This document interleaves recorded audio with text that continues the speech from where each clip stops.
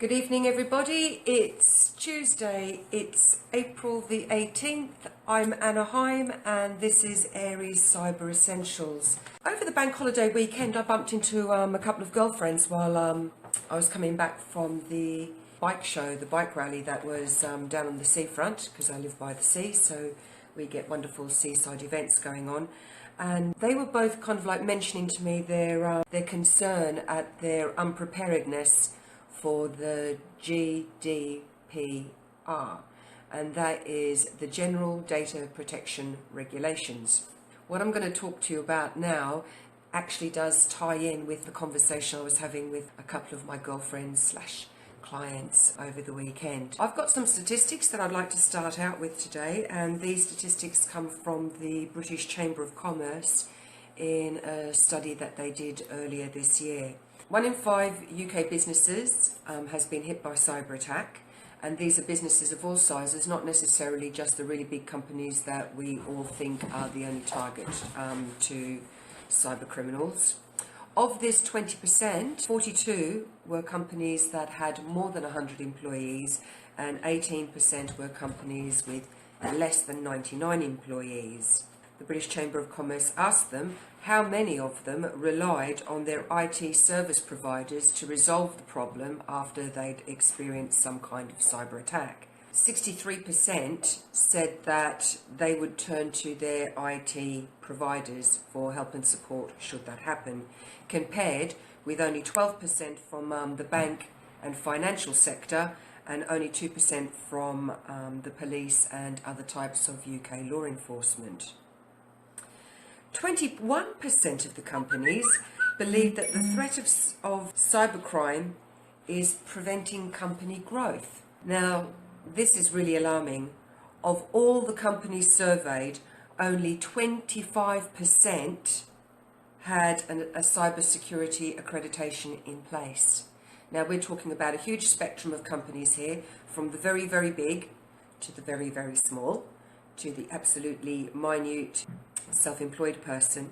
Only 25%. To me, that's a real shocker, especially as we're moving into an era now where the GDPR, as it's known as in its shorthand, or the General Data Protection Regulation coming across from the EU, which Theresa May has said that post-Brexit, the UK is actually going to follow that legislation, which is very, very robust, which also has significantly high penalties attached to it should you be attacked and lose data. 4% of your turnover, and this of saying global, well, you know, it doesn't matter if you're a really small company and you happen to be trading in Europe or abroad and you've got data stolen, even though you might not be a major multinational, you're still trading globally, and you are going to be hit with 4% of your turnover as a fine.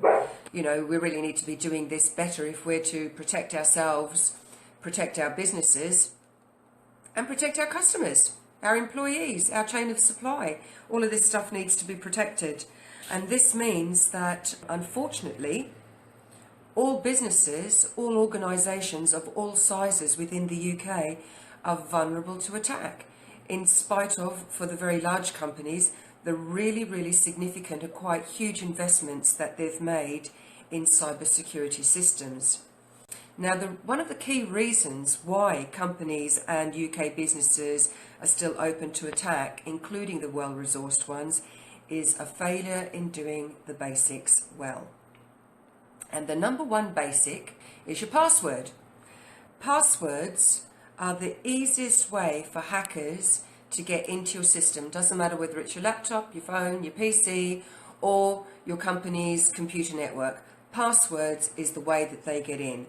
What they do is they do online searches for user IDs and passwords from previous breaches. At the end of this talk, I'm going to put a link up where you can actually go and have a look yourself at the companies and just how much data has been stolen from really big name companies that we all use and all trust, that's floating around in the wild on the dark net. Passwords are like toothbrushes.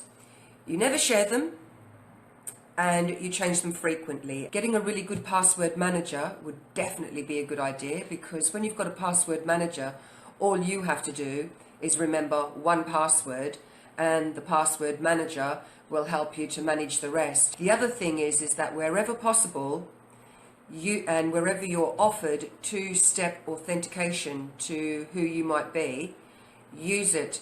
Take whatever service is offering you two-step authentication, take them up on their offer, because that way, even if a cyber criminal has stolen your ID and your password, if they don't have that second step, they can't break in. So your user ID and your password then becomes really quite useless to the cyber criminal. The other thing that makes it so easy for cyber criminals to attack British business is that very few people or organisations know exactly what their most important data assets are.